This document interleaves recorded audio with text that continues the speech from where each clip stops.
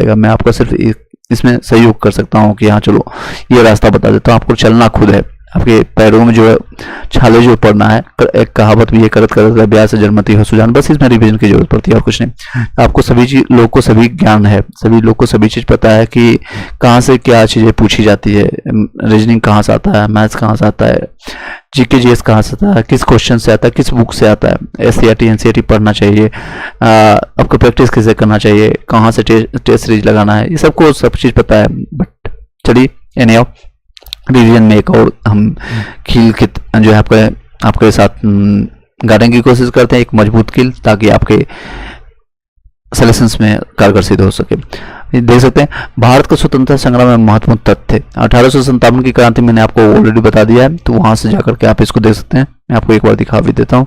यहाँ से प्लेलिस्ट अगर आप जाएंगे तो आपको यहाँ पर सारा चीज दिया गया है, आप देख सकते हैं 11, 12 और कंटिन्यू। ये मैंने रिकॉर्डेड फॉर्मेट में आपको प्रोवाइड किया है, जिससे आपको ये हेल्पफुल रहेगा।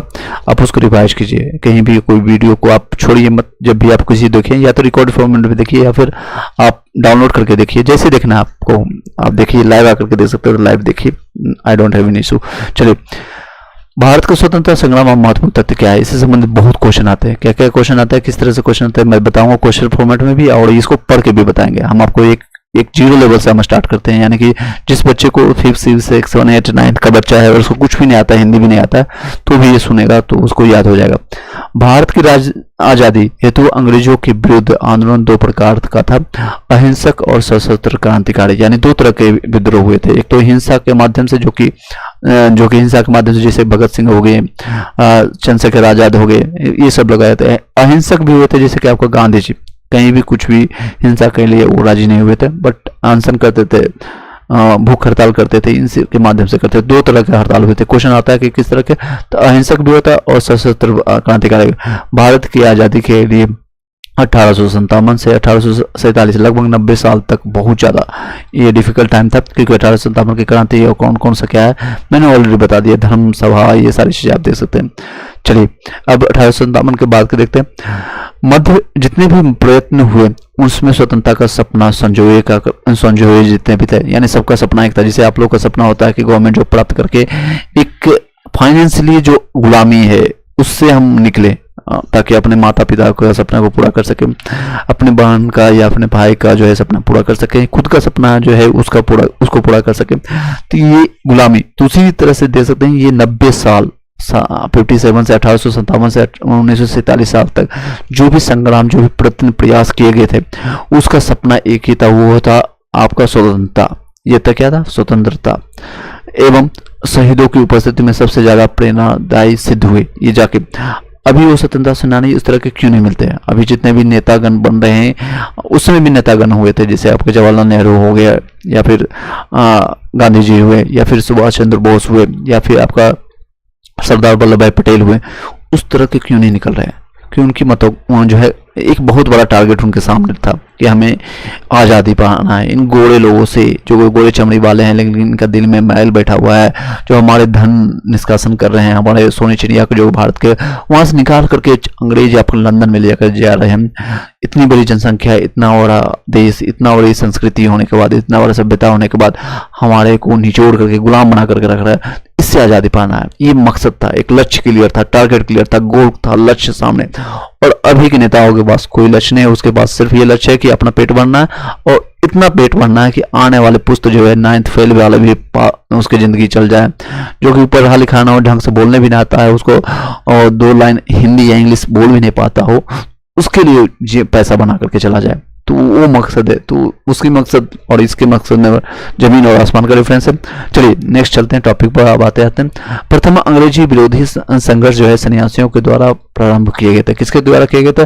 प्रथम जो है अंग्रेजी विरोधी सन्यासियों के द्वारा। सबसे पहले कोई भी चीज देखते होंगे तो सन्यासी लोग जो है अगर उन्होंने सूत्रधार कर दिया और उसको शुरुआत कर दिया तो वो क्रम जो है सफलता को सुनिश्चित जरूर होता है। आज न कल हो, देर हो या सवेर हो, सो सफलता जरूर सुनिश्चित होता है। बंकिम चंद्र चटर्जी ने अपने उपन्यास जो है अपन आनंद मठ में सन्यासी विद्रोह का उल्लेख किया है। सन्यासी विद्रोह जो कि मैंने आपको बताया भी था, आपको सन्यासी विद्रोह में एक बार दोबारा आपको एक बार रिवाइज कर देता हूं, ताकि आपको प्रीवियस क्लासेज में मैंने बताया आपको सन्यासी विद्रोह के बारे में। जो कि बंगाल में घटित थी। ये देख सकते हैं। आई होप कि क्लियरली आपको विजुअल हो रहा होगा। किसी को कोई डाउट है, किसी को वॉइस में कोई प्रॉब्लम हो रही है तो आप बता सकते हैं। सन्यासी विद्रोह कहाँ पर और किसके नेतृत्व में किया गया था, आप लोग कमेंट बॉक्स में बताइएगा। कल के डेट में मैंने आपको क्लियर किया था। प्रार्थना समाज, ब्रह्म समाज, ये देख सकते हैं 1857 क्रांति से पहले आपका खूखा आंदोलन, जितने भी विद्रोह है देख सकते हैं। संताल सन्यासी विद्रोह, ये देख सकते हैं 1760 से 1800 ईस्वी तक चलता है। ये बंगाल और रहता है। केना सरकार और दिग नारायण के द्वारा चला जाता है। छोटा सा मैं आपको देख सकते हैं। ये देख सकते हैं 1760 से लेकर के 1780 तक ये घटना घटित होती है। और 1770 में बंगाल में अकाली और तीर्थ यात्रा पर लगे प्रतिबंध जो है हिंदू, नागा और गिरी सन्यासी के विरोध के जो विद्रोह को मजबूत करने एक मजबूर किया, जो कि शंकराचार्य के अनुयायी थे। विद्रोह का नेतृत्व जो है दिग नारायण, केना सरकार, ये याद रखिए, दोनों द्वारा किया गया था। सन्यासियों द्वारा भगवाड़ा और मेनन सिंह ने अपनी स्वतंत्रता सरकार स्थापित की।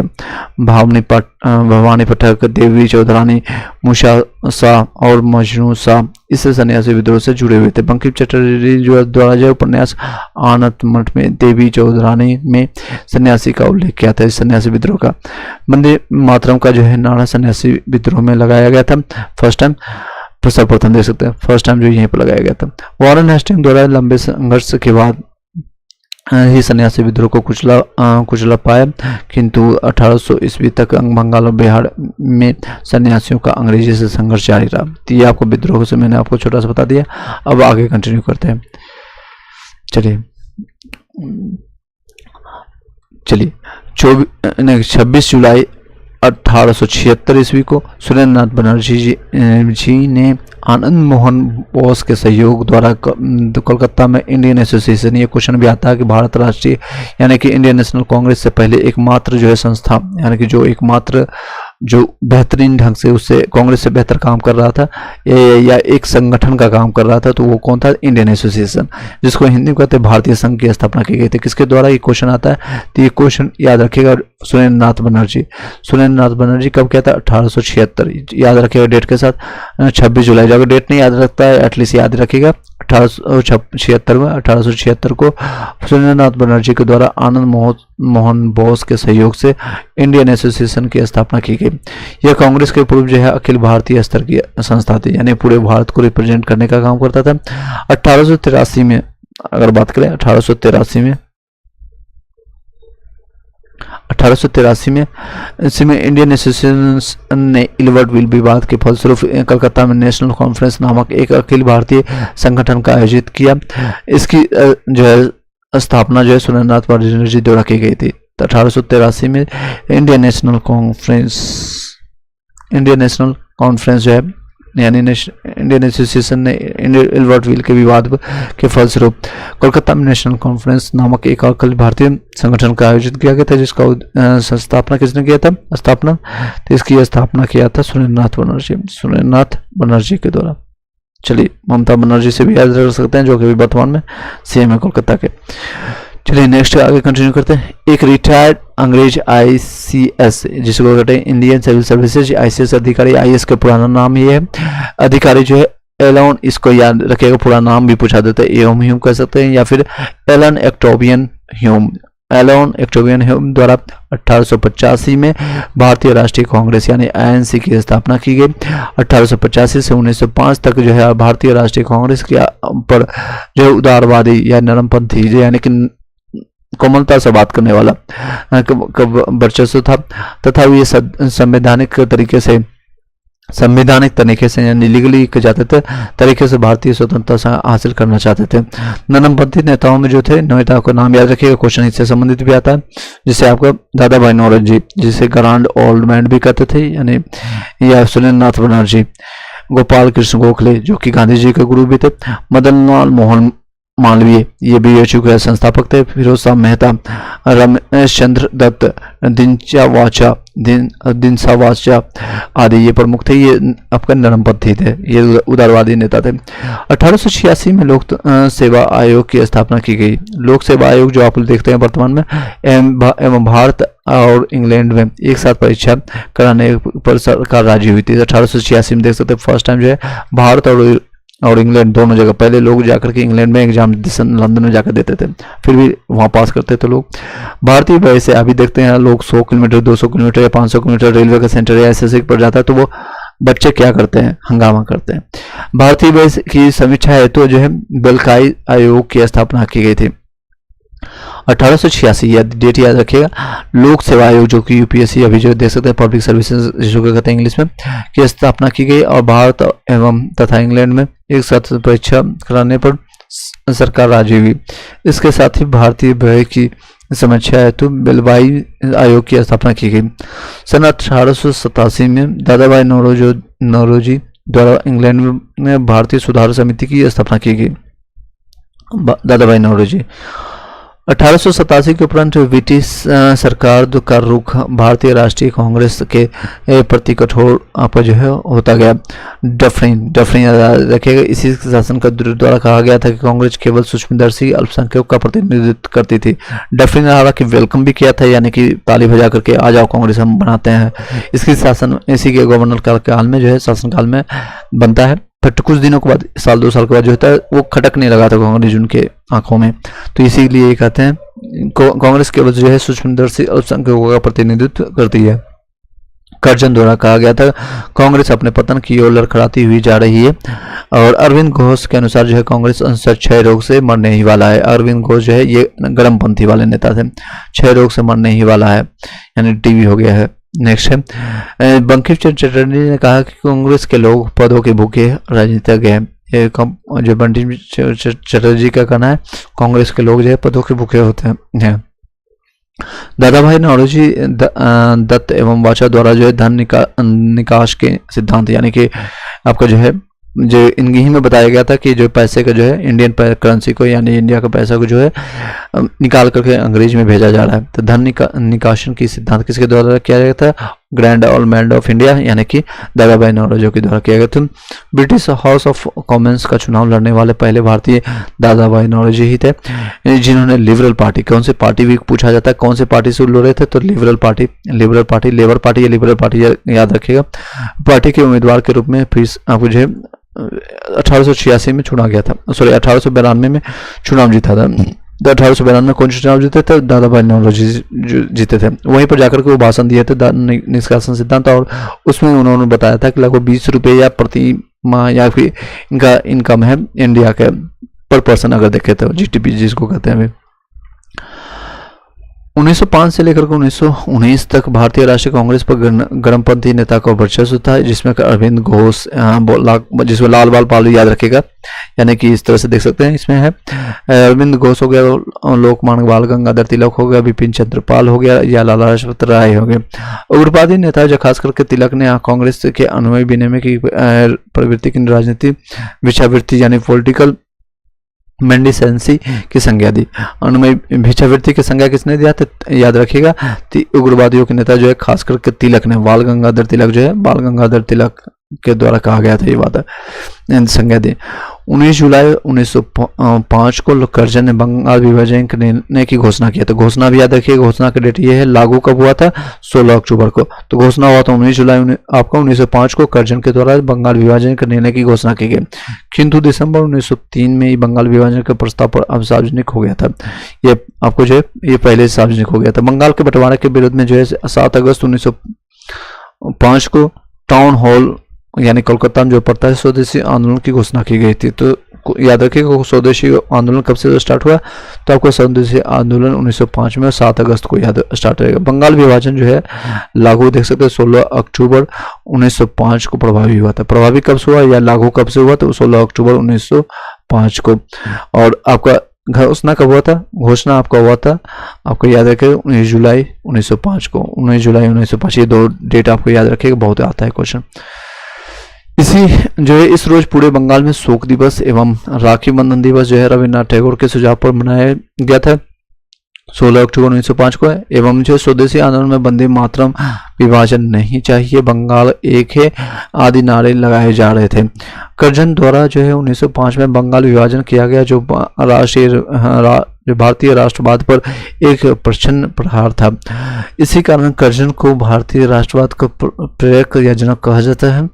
नोट करने वाली बात है, यह स्वदेशी आंदोलन का विचार सबसे पहले कृष्ण कुमार मित्र के पत्र संजीवनी से 1905 में प्रस्तुत किया गया था। किसके द्वारा ये क्वेश्चन आता है, सबसे पहले आपको जो है प्रस्तुत किसके किया गया था, तो कृष्ण कुमार के मित्र के द्वारा, कृष्ण कुमार के मित्र में किया गया था।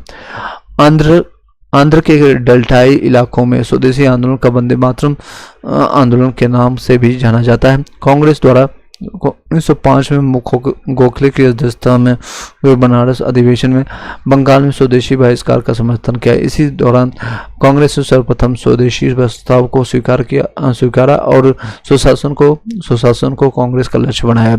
1906 में कांग्रेस के कोलकाता अधिवेशन की अध्यक्षता दादा भाई नौरोजी यानी ग्रैंड मेल ऑफ इंडिया जो करते हैं ने की, और पहली बार जो है स्वराज की मांग की थी। पहली बार स्वराज की मांग कब किया गया था, तो 1906 में कोलकाता अधिवेशन में। 1906 में कोलकाता अधिवेशन में स्वराज की मांग किसने किया था, तो दादा भाई नौरोजी ने किया था। दादा भाई नौरोजी ने 1906 में। इसी दौरान जो है जिन्ना भी कांग्रेस में शामिल हुए। 1904 में जिन्ना ने पहली बार कांग्रेस अधिवेशन में भाग लिया। 15 अगस्त 1906 को भारतीय राष्ट्रवादियों के द्वारा राष्ट्रीय शिक्षा परिषद यानी नेशनल काउंसिल ऑफ एजुकेशन की स्थापना की। तो नेशनल काउंसिल ऑफ एजुकेशन की स्थापना कब की गई थी, तो 1906 को किया गया था। 15 अगस्त 1906 को किया गया था। 15 अगस्त 1906 को किया गया था। बंगभंग आंदोलन के दौरान राष्ट्रीय शिक्षा हेतु रविन्द्रनाथ टैगोर द्वारा शांति निकेतन और सतीश चंद्र मुखर्जी द्वारा बंगाल में डॉन सोसाइटी की स्थापना की।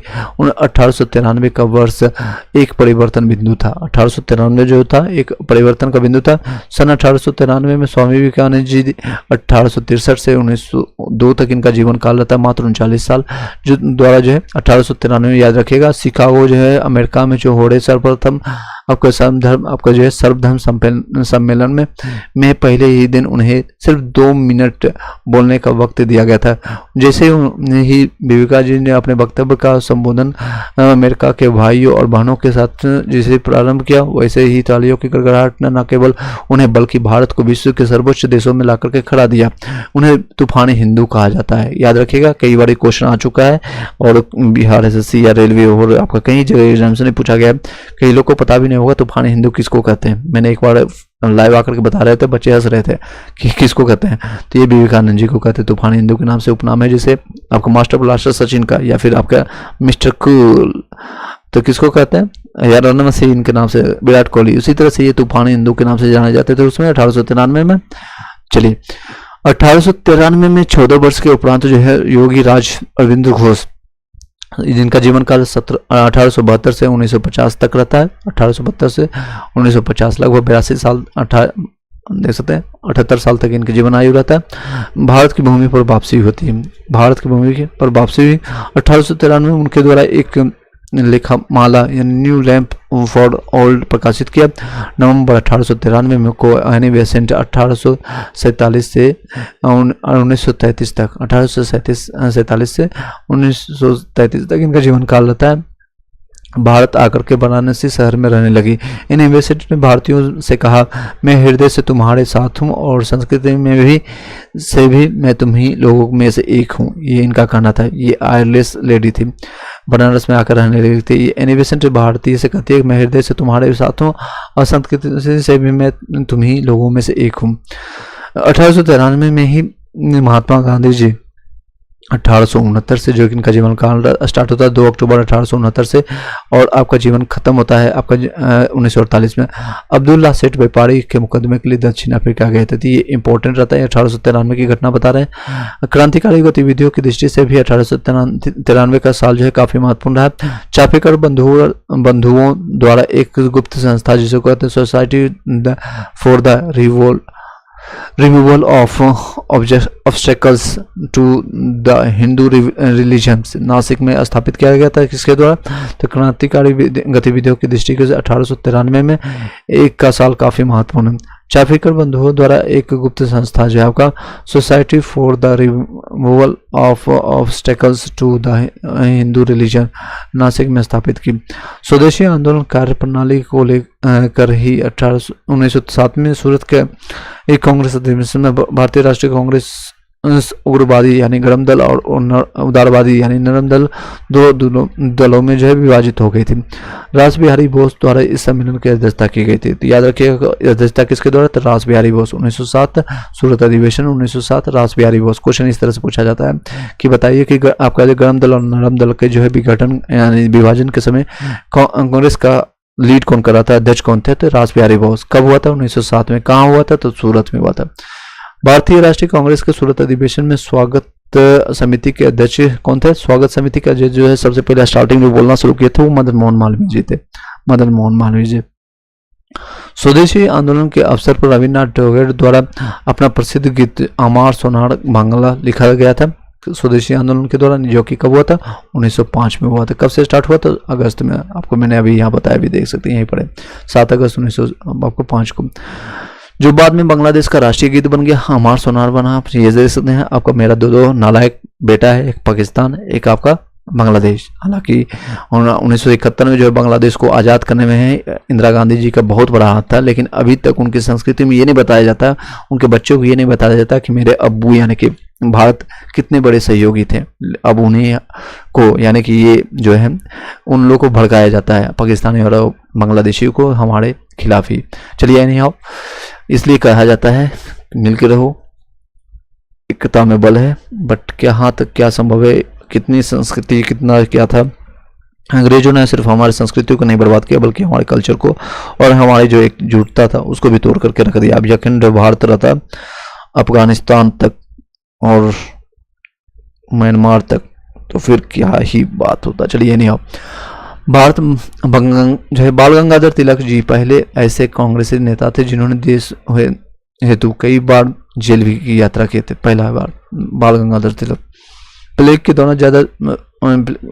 के दौरान ही ज्यादा योनि से मुझे परेशान होकर के पूना के चापाकर बंधुओं दामोदर एवं राम बालकृष्ण के द्वारा प्लेग अधिकारी रेंड और एनवर्सन की हत्या कर दी थी। तो याद रखिएगा प्लेग के दौरान ही की जो है जातियां यानी जो भी जातियां किया गया, जातियों से परेशान होकर के प्लेग हो रहा था, उसके बाद भी टैक्स लगा रहा है, जातीय किया जा रहा है, तो इसके लिए परेशान होकर के पूना के जो चापाकर बंधु दामोदर एवं बालकृष्ण के द्वारा प्लेग अधिकारी जो है बनाया गया था रेंड और एस्टर। याद रखिएगा रेंड और एस्टर किया था किसने किया था? चापाकर बंधु ने किया था, दामोदर और कृष्ण के ने।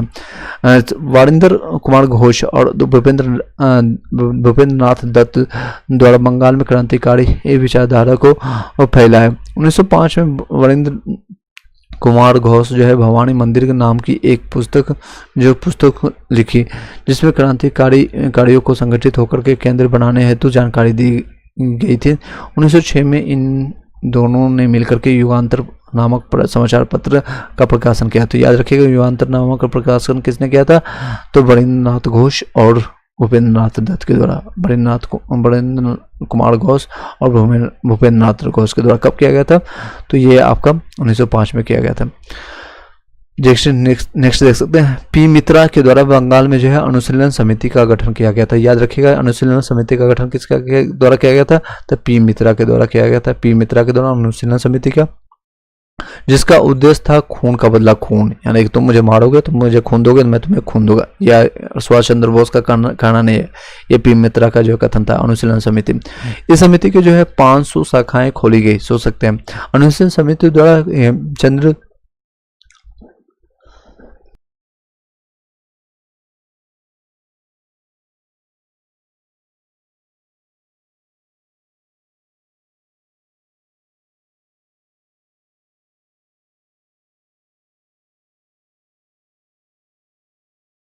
चलिए आगे कंटिन्यू करते हैं।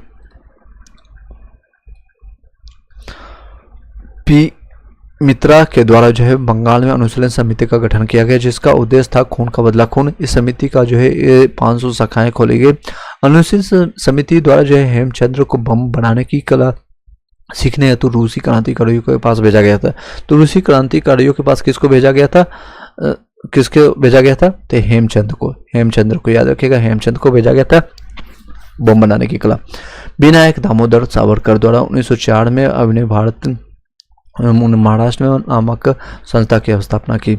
विनायक दामोदर सावरकर 1904 में अभिनव भारत, याद रखिएगा क्वेश्चन इस तरह से पूछा जाता है। अभिनव भारत के जो है संस्थापक कौन है? विनायक दामोदर सावरकर है। कब किया गया था? 1904 में किया गया था। कहाँ किया गया था? महाराष्ट्र में। तो 3-4 क्वेश्चन बनता है। इस संगठन के सदस्य भी जो है PM वापट बम बनाने की कला सीखने हेतु पेरिस गए थे। ये महाराष्ट्र में तिलक जी जो है के पत्र केसरी को क्रांतिकारी आंदोलन उभारने का श्रेय दिया जाता है। तो बाल गंगाधर तिलक का जो है श्रेय जाता है महाराष्ट्र में। जो केसरी एक पत्रिका है, किसके द्वारा किया गया था स्टार्ट? तो ये आपका केसरी यहाँ का बाल गंगाधर तिलक के द्वारा। कहाँ पर किया गया था? महाराष्ट्र में किया गया था। तिलक जी जो है गणपति उत्सव देख सकते हैं कल के डेट में आपका बीता है 1893 में, और शिवाजी उत्सव जो है 1895 में मनाना प्रारंभ किया। तो तिलक जो है आप या फिर शिवाजी उत्सव कह सकते हैं, या फिर गणपति उत्सव है आपके तिलक के द्वारा, के बाल गंगाधर तिलक के द्वारा किया गया था। वैलेंटाइन सिरोल द्वारा बाल गंगाधर तिलक को भारतीय असंतोष का जनक कहा जाता है। यानी कि बहुत ज़्यादा असंतोष है आपका जो है, क्योंकि असंतोष क्योंकि इनका टारगेट था कि स्वराज, यानी कि वो आज़ादी चाहते थे, और यही इनके जो आंखों में जो है तिल की तरह जलता था, आपका खटकता था। ये आपके वैलेंटाइन सिरोल के द्वारा ही कहा जाता था। ये क्वेश्चन आया भी चुका है। बताइएगा किसको जो है वैलेंटाइन सिरोल जो है आपका असंतोष का जनक कहा जाता था? तो उनका आंसर होगा बाल गंगाधर तिलक। या फिर क्वेश्चन को इस तरह से घुमा के पूछा जाता है, बाल गंगाधर तिलक को असंतोष का जनक किसने कहा था? तो वैलेंटाइन सिरोल। ये इस तरह से क्वेश्चन पूछा जाता है। महाराष्ट्र से महत्वपूर्ण क्रांतिकारी पत्र जो काल का संपादन प्रांजय द्वारा किया गया था। किसके द्वारा? प्रांजय के द्वारा किया गया था। काल का संपादक किसके द्वारा किया गया था? प्रांजय। प्रफुल्ल चाकी